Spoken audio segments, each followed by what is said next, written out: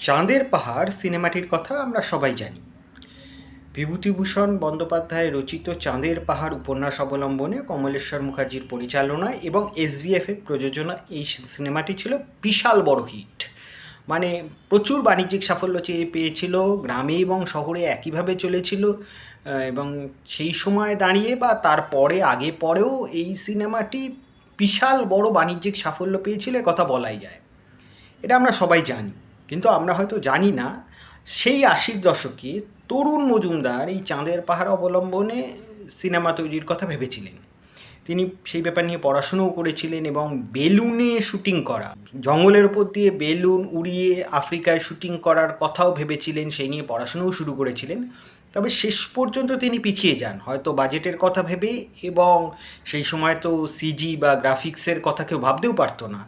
সেই সব কথা ভেবেই হয়তো তিনি শেষ পর্যন্ত পিছিয়ে যান। কিন্তু ওই সময় দাঁড়িয়ে এত বড় পরিকল্পনা করার জন্য কিন্তু ওনার একটা সাধুবাদ প্রাপ্য।